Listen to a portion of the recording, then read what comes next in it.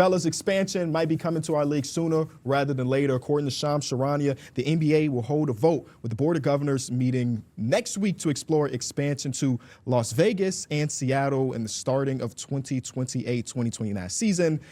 Industry executives project the proposed value between $7 and $10 billion for each of the teams.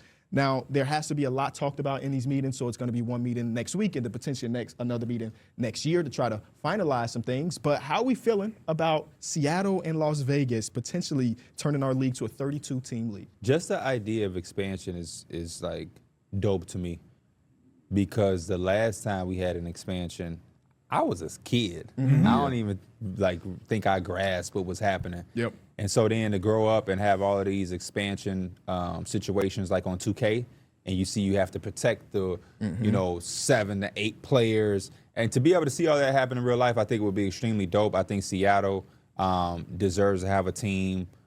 Growing up watching the Seattle Supersonics was always fun. I always loved their jerseys.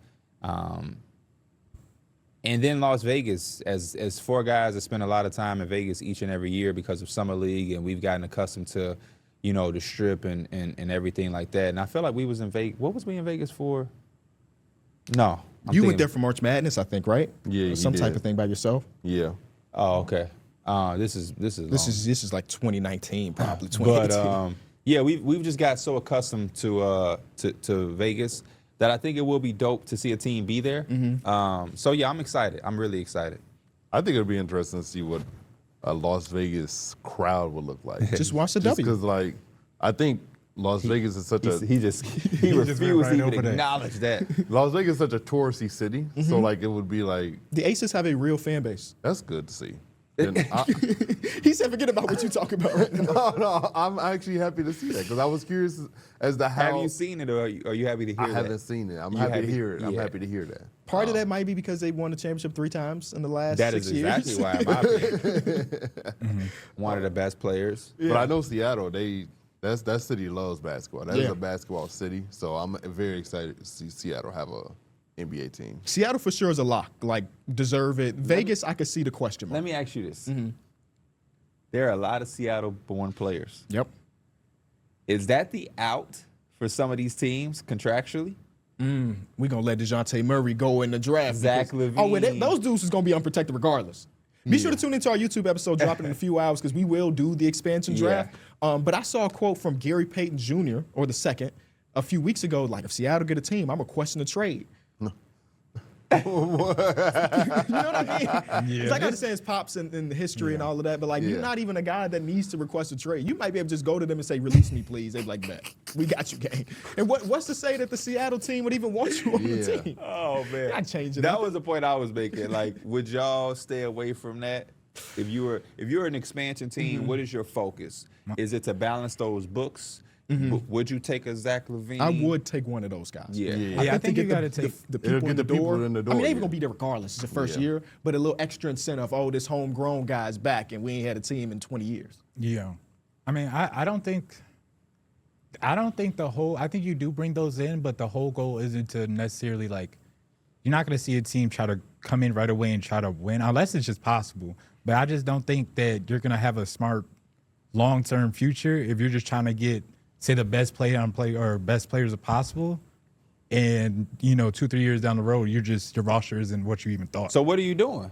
I think you do have to really have a mixture of younger players in there. I would say mostly younger players. I think you do buy down some vets, but you do have to go mostly for youth or potential.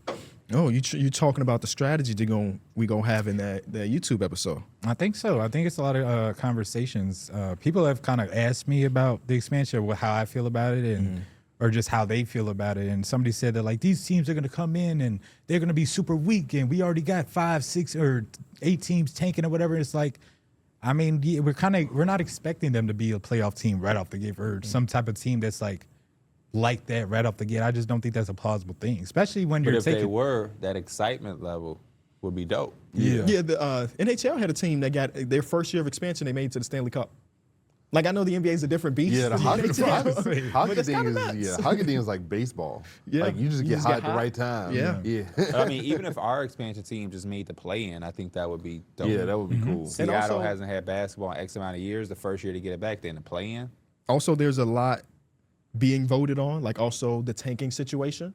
So maybe the 8 teams that we know are bad for a real purpose, because of these new strategies, maybe they're not bad in 2 years because there's no incentive to be Right. a 15-win team anymore. Who knows? Like, this is actually a really important week in the NBA without talking about the dribbling of the basketballs, expansion and all this. And as you know, Seattle and Las Vegas are on the west coast of the map. So now it turns into like, okay, which of the West Coast teams or Western Conference teams will come over to the East? Yeah. And I keep seeing like Minnesota or Memphis or New Orleans as some of those teams, which I think Because is like pretty interesting. Minnesota and Memphis are already on the East Coast technically.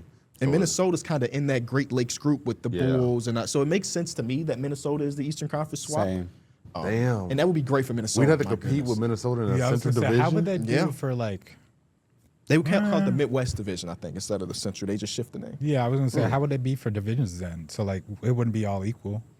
It- I'm sure that's like a question for somebody else, but like, I don't know. It's just this is new for me. You know what I'm saying? Like, this was is you not a lot- alive when the last expansion happened? I mean, I was, but it wasn't. I wasn't into basketball at this level. I don't know anything about the last expansion. I just 'cause, like, know I wasn't watching. That the You know what last team it was, expansion right? draft, Yeah, OKC. No. it's wrong.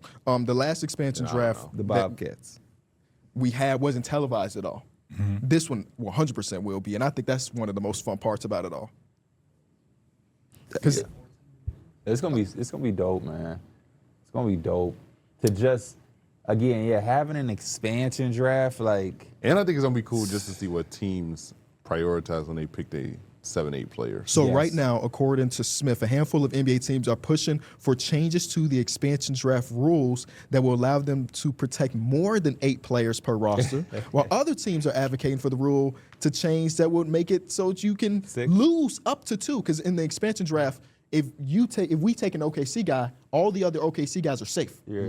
So they're saying make it 2 instead of 1. And people are saying that they're doing it to try to get rid of that OKC depth. So like Isaiah Joe and Wiggins both get drafted, and now OKC is out of luck on 2 wings. You know, I did an expansion draft on the last 2K, which was what 2K25, and OKC was the toughest team because I wanted AJ Mitchell, but they ended up protecting him. Yes, they should. And I forgot who they unprotected, but they have so many guys who are like, it may have been like Case and Wallace or something, but like Wow. Even that's tough. they had Shea, Chet, Dub.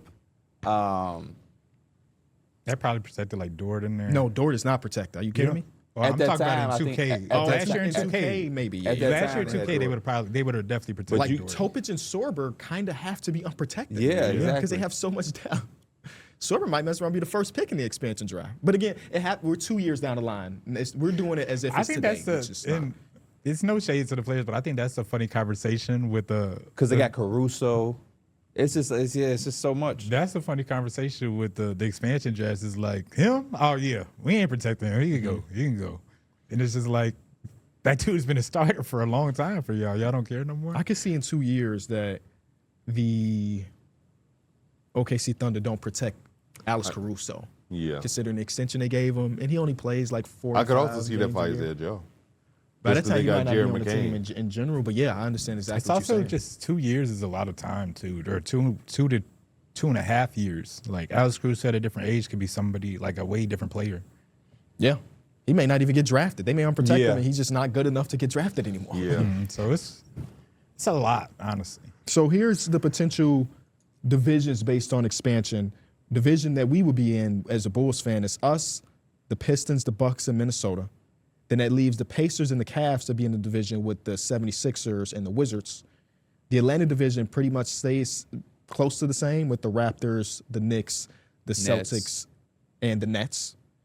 The Southwest or Southeast would still be like a Charlotte, Atlanta, OKC, and Miami. The big change is like now the Pacific division that has like the Lakers and stuff. The Lakers, the Clippers, the Suns, and Vegas become a division. And then the Kings, the Warriors, the Trailblazers, and Seattle become a division. That'd be a little weird because it kind of like split up. So It's an interesting time, man. That sounds very interesting. Is that a lot of money for an expansion team? That would immediately make them number 4 and number 5 if it's $7 million. Most expensive teams in the NBA. I mean, you gotta spend money to make money. So considering everything that's going to take to build a team up, I don't think so. Yeah, because you're talking about a brand new arena in 2026.